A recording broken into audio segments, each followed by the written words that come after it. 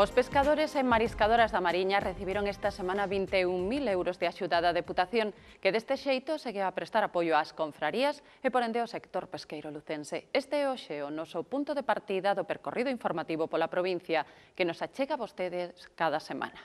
O resto de contidos vémolo de seguido no sumario. Sexan benvidos. Arrancou esta semana o novo programa de cursos do Centro de Innovación Social, o INLUGO, para chegar as novas tecnoloxías aos lucenses. En total ten actividades formativas gratuitas destinadas a 1.500 persoas. As novas tecnoloxías tamén son as protagonistas do título que presentou o xornalista Valentín Carrera na Deputación. Baixo o título Eleccións xerais do 20N na rede, analízase a erupción das redes sociais nos últimos comicios. 30 bolseiros lucenses partiron hoxe con destino a Alemania, Italia e Reino Unido para realizar prácticas en empresas ao abeiro do programa Lugo Qualitas. Estivemos con eles na despedida que lles ofreceu o Concello de Lugo. Santavalla celebrou a segunda edición da Feira da Migración Indiana con música, artesanía e exhibición de oficios tradicionais. Compartimos a xornada cos veciños da parroquia Vilalbés. A Real Academia incorporará ao seu arquivo o milleiro de voces dos participantes no proxecto Son da Fala, que recolle poemas de Celso Emilio Ferreiro emitidos en Radio Lugo.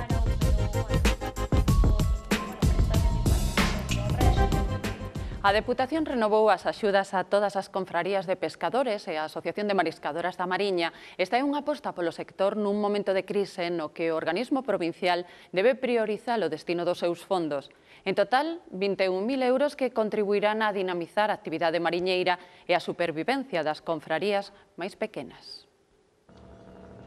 Para que imaxes como esta de mariñeiros preparándose para faenar e barcos saindo a mar siga sendo un dos referentes da economía da Mariña da provincia, é importante o apoio das administracións. Os patróns maiores das 7 confrarías de pescadores e da agrupación de mariscadoras reuníase este luns co presidente da Deputación para abordar a situación que atravesa o sector.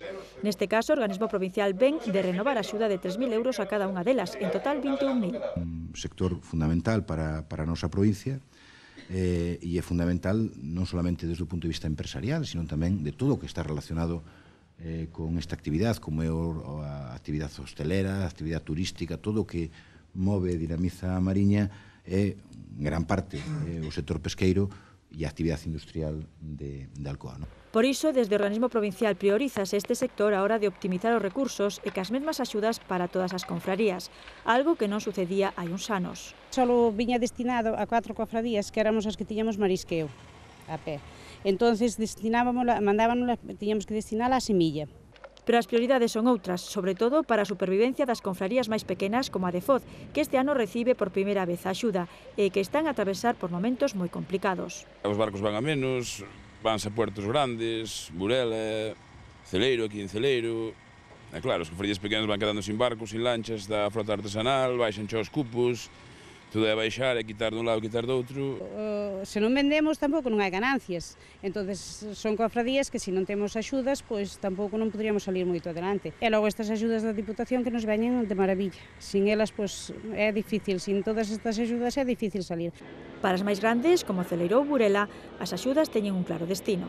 Sempre para gasto de funcionamento, é dicir, para gastos correntes, tanto luz como agua, como as cofradías da Mariña, hai que ter en conta que ahora ninguna de nós, excepto Ribadeo, gestionamos a lonxa de peixe, que é o que realmente che daba algo de margen de maniobra económicamente, co cual toda canta axuda veña é ben recibida. Evidentemente, desde a Diputación, que é o organismo máis cercano que temos fora do Concello, evidentemente é sempre ben recibida.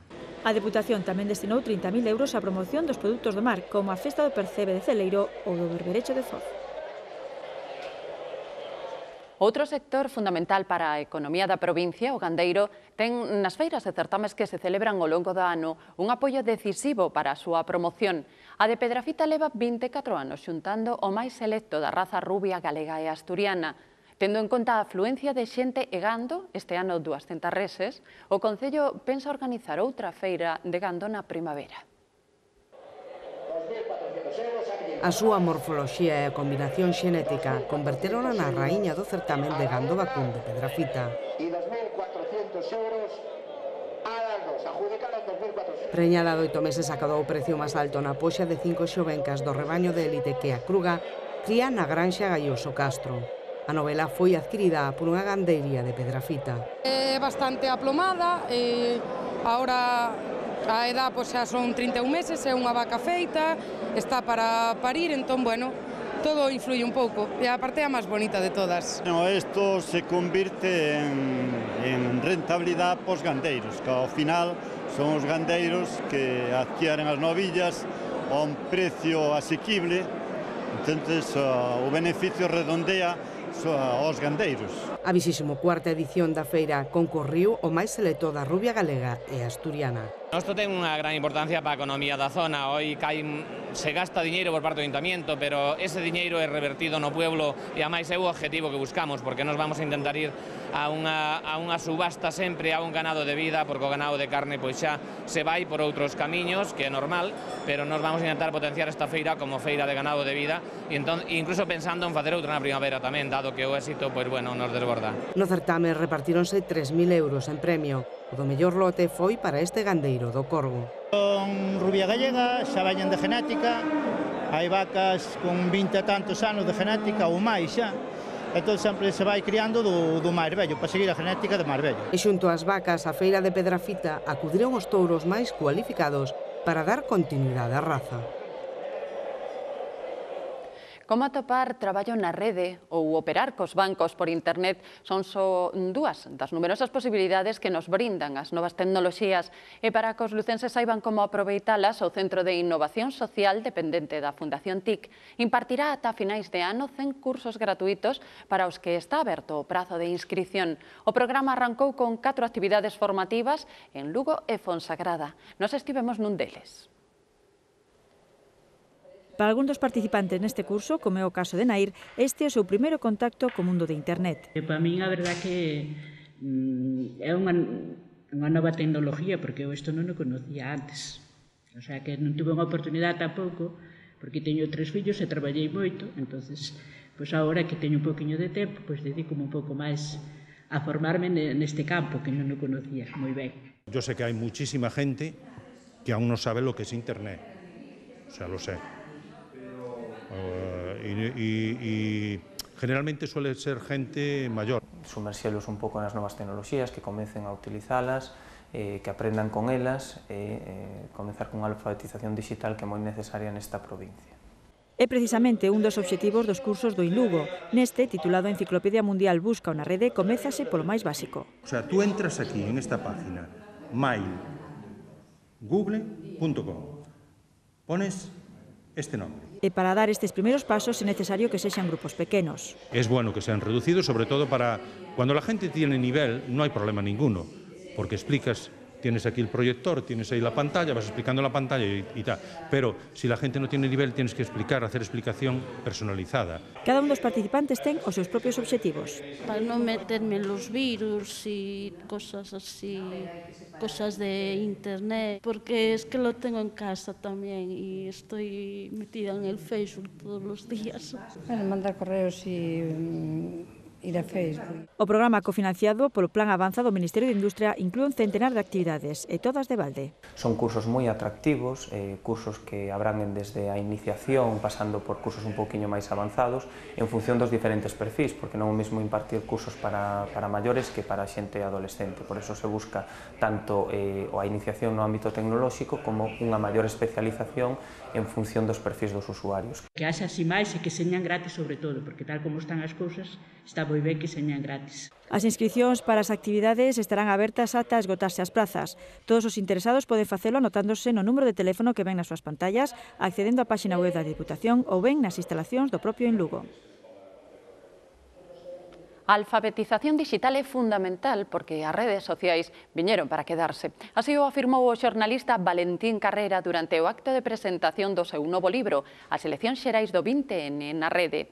Tivo lugar este mércoles no Salón de Actos do Pazo de San Marcos. Carrera calificou de tsunami a irrupción das redes sociais na campaña electoral dos últimos comicios xerais, o que obriga tanto a xornalistas como a políticos a mudar o xeito de comunicar as súas mensaxes. Carrera saúda as autoridades e candidatos ás vindeiras eleccións que asistiron ao acto. E que os políticos son un dos principais destinatarios das conclusións do libro que escribiu xunto a Yolanda del Campo. Internet é unha especie dixen antes, de catarata de Niágara. É un tsunami digital, non? Digo aos escépticos, que como as brusas averailos, que as redes sociais, viñeron para quedarse. Son soamente formas primixenias. Estamos nos albores, formas primixenias, primeiras xeracións que anticipan o Twitter total. E o Twitter total xa está a chegar ás propias campañas electorais. O mitin clásico, inda que se sigan programando por razóns que a mí a veces se me escapan, o mitin xa non é un mitin, senón hai un cento de militantes cos seus móviles e os seus iPhones tuiteando cada frase do líder, do que está dicindo. E ten máis interés que pasou, como foi acollido, que eco tivo o debate na rede, que o propio debate en sí. Segundo expuxo Carrera ante os asistentes, o 15M supuxo un xiro copernicano entre os comicios locais de maio, sobre o que escribiron un primeiro libro, e os nacionais do 20N. Houbo nos medios de comunicación unha convulsión nas redes sociais de tal calibre que cando nos plantexamos o segundo libro, o das eleccións xerais, que iban a ser en novembro, os autores xa non tivemos ningunha dúbida, pero absolutamente ninguna, de prescindir por completo do papel da prensa convencional e centrar a nosa indagación completamente, exclusivamente, na prensa digital e nas redes sociais. É un salto cualitativo que, na súa opinión, contribuirá á desaparición da prensa escrita. Eu creo que a nosa xeración vai derramar poucas bágoas pola morte da prensa en papel. E vos aseguro que a xeración dos nenos e nenas que os están na ESO non van a derramar ni unha soa bágoa. Valentín Carrera anunciou que elaborarán un terceiro libro, tamén en formato digital, sobre as eleccións autonómicas do 21 de outubro. 3 meses de prácticas no estranxeiro. É o tempo do que dispoñen os 30 mozos lucenses que este venres partían con destino a Belfast, Hamburgo e Florencia. Son os bolseiros do programa Lugo Qualitas 2 que financia o Concello de Lugo e a Unión Europea a través do programa Leonardo da Vinci. O alcalde de Lugo e a concelleira de Emprego despedíanse do grupo este martes animándoos a regresar á súa terra o remate da súa estadía no estranxeiro.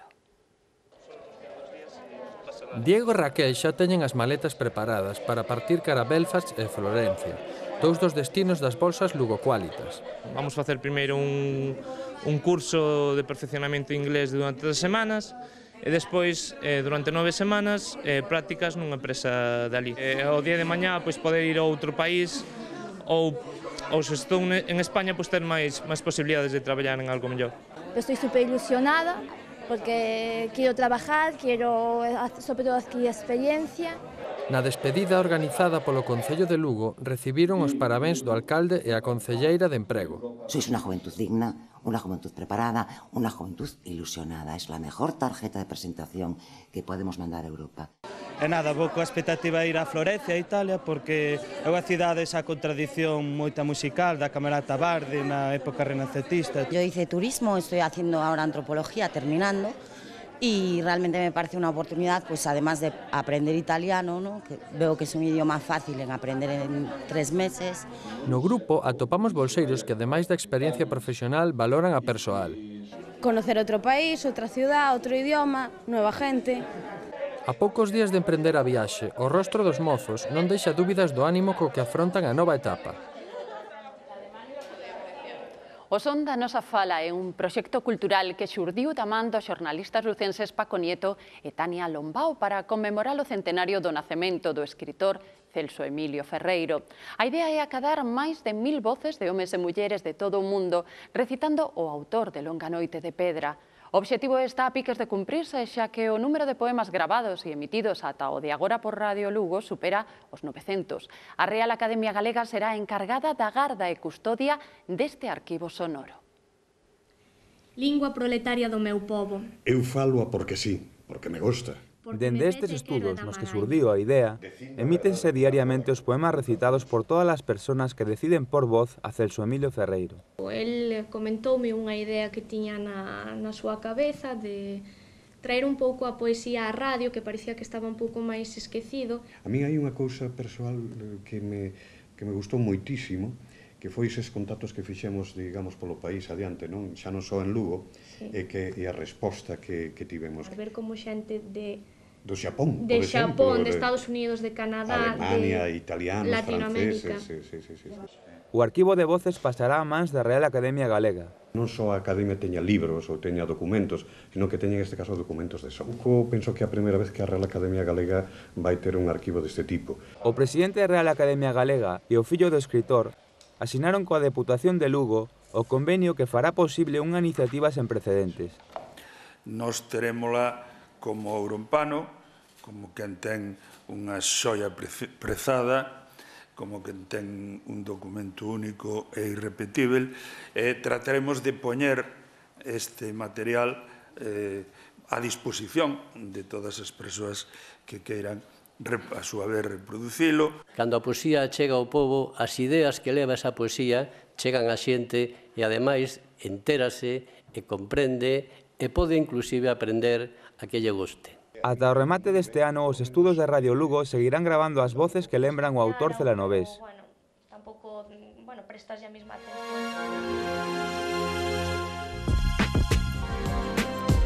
Os dereitos dos penados inmigrantes foi o tema das 26ª xornadas penitenciarias que organiza a Asociación Concepción Arenal. O encontro, que se desenvolveu baixo o título Coordinación e Intervención Penitenciaria, trámites de expulsión dos penados estranxeiros, celebrouse no Salón de Actos da Deputación. O acto de inauguración incluiu a entrega das medallas Concepción Arenal.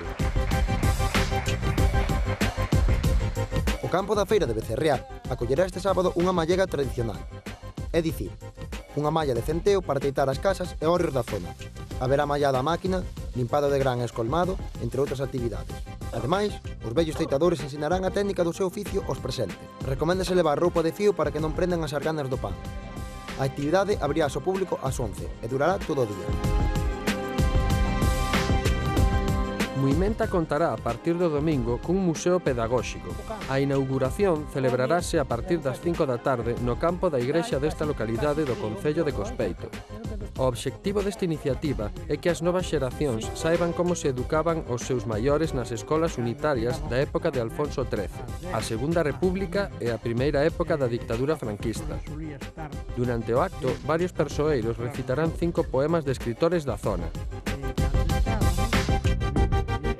Os alumnos de primeiro do ciclo superior de realización e produción da Escola de Imaxe e Son da Fundación TIC visitaron as instalacións do Centro de Produción de Programas, tamén dependente da TIC, onde realizarán as súas prácticas. Coñeceron o plató, a sala de realización, a unidade móvil e as salas de edición, entre outras dotacións. Por cuarto ano consecutivo cubríronse todas as prazas, 44 en total. Este é o quinto ano no que a matrícula foi gratuita, agás para os repetidores. A parroquia vilalbesa de Santa Valla retornou aos inicios do século pasado para homenaxear os veciños que se viron obrigados a deixar a súa terra na procura dun futuro mellor para eles e os seus. A segunda edición da Feira da Migración Indiana reuniu a centos de persoas a carón da bella escola habaneira, recuperada hoxe como centro de actividades culturais e museo.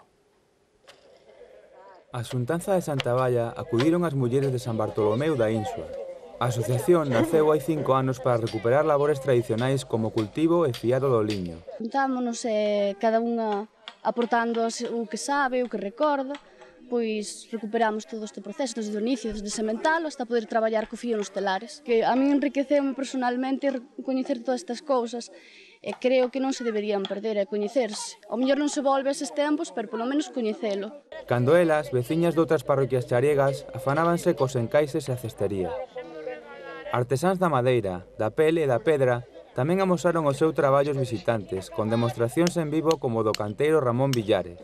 A música de Busos Verdes amenizou a tarde de festa, que contou cun pregoeiro de honra, membro da Liga Santavallesa da Habana nos anos 50.